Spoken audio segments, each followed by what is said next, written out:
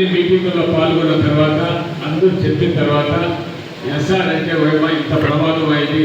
ఇదే జగన్మోహన్ రెడ్డి గారు కూడా ఆయన ఇన్ఛార్జి మీటింగ్లో కూడా చాలా వివరంగా చెప్పడం జరిగింది. ఈరోజు ఎందుకంటే ఇది 2002లో ఆ రోజుల్లో 2002లో జరిగింది.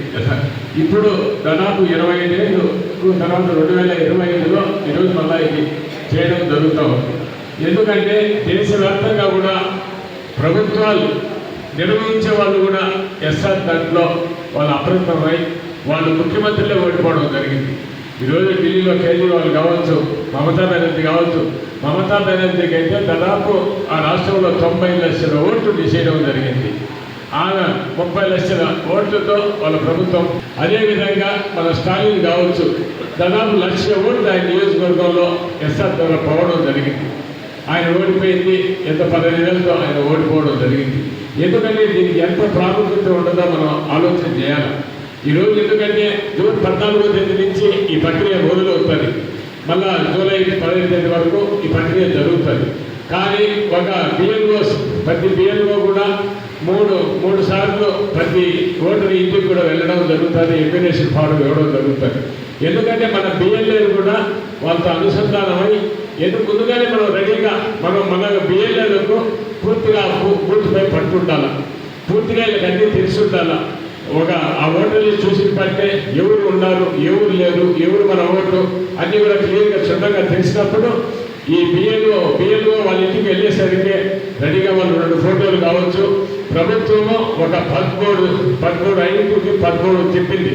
13లో కనీసం మనం ఒక 3 దానికి రెడీ చేసుకొని ఉండాలి. ఆధార్ కార్డు కావచ్చు, నేటివిటీ కావచ్చు, బర్త్ కావచ్చు, ఇవన్నీ కూడా రెడీ చేసి వాళ్ళు బిల్లు వచ్చిన వాటినే మనం అన్ని ఇచ్చేసి బట్టే ఇచ్చేయాల. ఏది కూడా అఫిషియల్గా ఎవరంటే వాళ్ళు ఇచ్చేదానికి ఉండదు. బిఎల్ఏ అఫిషియల్గా బిఎల్ఏ చేయాల్సి ఉంటుంది. ప్రతిరోజు కూడా 50 అప్లికేషన్లు ఇచ్చే బిఎల్ఏ 50 అప్లికేషన్లు ఇవ్వచ్చు. తప్పకుండా మీరు ముందుగానే రేపటి నుంచి ఇది మొదలుపెట్టి మీ బూత్లో ఎన్ని ఓట్లు ఉన్నాయి, ఎన్ని ఓట్లు చనిపోయినట్టు ఎన్ని ఉన్నాయి, మనం ఇంకా చార్జ్ ఉన్నట్టు ఎన్ని ఉన్నాయి, కువైట్ కావచ్చు, బెంగళూరు కావచ్చు, సాఫ్ట్వేర్ ఉద్యోగస్తులు కావచ్చు, ఎన్ని ఉన్నారు, వాళ్ళకి కావాల్సిన పత్రాలన్నీ మనం రెడీ చేసి పెట్టి జరుగుతుంది. కానీ ఆ ఎన్విటేషన్ ఫార్మ్ నుంచి ఓటు ఇచ్చినప్పుడు మళ్ళా వాళ్ళు డాక్యుమెంట్ లేకుంటే మనం రేపు అప్పుడు గట్టిగా అడిగేది అనుకుంటుంది. మనకు రిసిప్ట్ ఉంటే పరిస్థితి ఉంటుంది. పోయిన తర్వాత దాన్ని ఎక్కించుకోవాలంటే చాలా కష్టతరం. ఎక్కించే పరిస్థితి కూడా ఉండదు. మీరు ఆలోచన చేయండి. ఇది దేశవ్యాప్తంగా ఆందోళన కలిగించే కార్యక్రమం ఇది. మనం ముందు తప్పకుండా మనం అందరం కగిరించి అందరూ కలిసికట్టుగా మన ఓట్లు కాపాడుకోవాల్సిన బాధ్యత మనందరి మీద ఉంది. గ్రామాల్లో కావచ్చు, ఆ గ్రామ నాయకులు, ఆ బిఎల్ఏలు కలిసి ఆ బిఎల్ఓతో బాగు అంతా సచివాలయ ఉద్యోగస్తులే, అంతా మీకు పరిచయస్తులే ఉంటారు. ఆల్రెడీ ఇప్పటికే కొంతమంది బిఎల్ఓలు కలిసి కూడా మాట్లాడుకున్నారు. తప్పకుండా ఈ ప్రక్రియలో మీరు బాగా యాక్టివ్గా పనిచేయాలని. అది కోసం కూడా ఏదో ఒక మున్సిపల్ వార్డు అయితే ఒక వార్డులకు ఒక కమిటీ వేయడం జరిగింది. అదేవిధంగా గ్రామాల్లో కూడా ఇన్ని బూతులకు కలిసి ఒకరినొకరిని ఇన్ఛార్జీలు వేసి పైన మేము కూడా ఉండి ఇవన్నీ కూడా మానిటరింగ్ చేయడం జరుగుతుంది, కట్టడం జరుగుతూ ఉంది.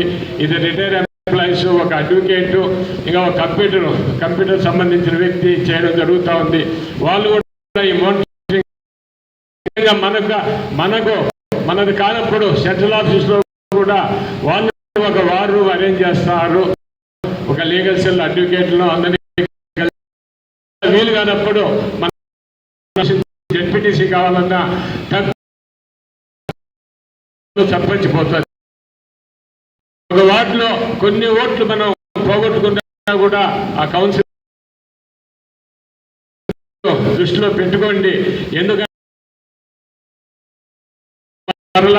జగన్మోహన్ రెడ్డికి ముఖ్యమంత్రి కావాలన్నా ఎస్ఆర్ చాలా మనం సమర్థవంతంగా చేసినప్పుడే అవన్నీ కూడా, ఎందుకంటే మనం ఇన్ని మీటింగ్లు పెట్టి ఇన్నిసార్లు ఎంత ప్రాముఖ్యత లేనిదే ఇన్నిసార్లు చెప్పవలసి వస్తుందో మీ అందరూ కూడా అర్థం చేసుకోవాలా.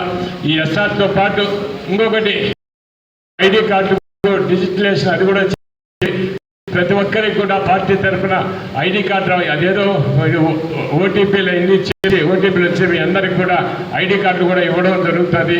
ఎందుకంటే ఇవన్నీ కూడా ముఖ్యమైన విషయాలు.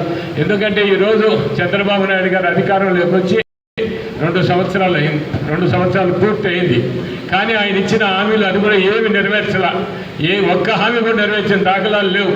కానీ చంద్రబాబు నాయుడు గారు ప్రతిదీ డైవర్షన్ పాలిటిక్స్ చేస్తూ కేవలం జగన్మోహన్ రెడ్డి గారి పైనే టార్గెట్ చేస్తూ కేవలం మీ తల్లిని చూడలేదు, చెల్లిని చూడలేదు, మీరు గొడ్డలి అదే ఇది మాట్లాడితేనే కాలం వెలుగుస్తూ ఉన్నాడు. మీరు ఈ రాష్ట్ర ప్రజానికానికి వెన్నుపోటు పొడిచి 2 సంవత్సరాలు అయింది కాబట్టి ఈరోజు చేపట్టడం జరిగింది.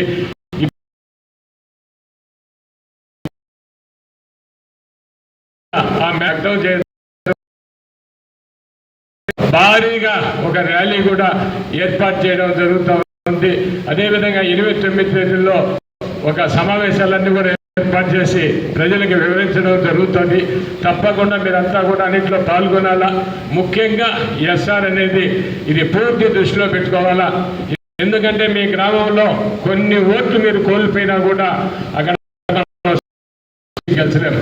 తప్పకుండా స్థానిక సంస్థల్లో ఇవన్నీ, ఎందుకంటే మన జగన్మోహన్ రెడ్డి గారు గట్టిగా చెప్పాడు, స్థానిక సంస్థల్లో మనం పోటీ చేస్తున్నాం, తప్పకుండా గట్టిగా మనం ఆ ఎన్నికల్లో పోరాడతాం, ఆ ఎన్నికల్లో మనం గెలిచేదానికి శాయశక్తులుగా మీరంతా కూడా కృషి చేయాలని అందరికీ కూడా ఆయన పిలుపునివ్వడం జరిగింది.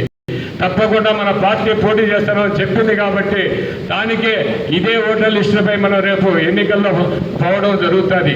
కావున మీరు తప్పకుండా ఈ ఓటర్ల ప్రక్రియను ఒక్క ఓటు కూడా మనది పోకుండా ఏదైనా వాళ్ళ దొంగ ఓటున్నా కూడా అది తీసే ప్రయత్నం చేయాలని కూడా మిమ్మల్ని అందరినీ కూడా కోరుకుంటూ మీరంతా ఇలాంటి సమావేశాలు ఇది ఒకటి కాదు, ఇంకా సమావేశాలు గ్రామంలో బిఎల్ఏలు మీరు కూర్చొని మాట్లాడుకోండి.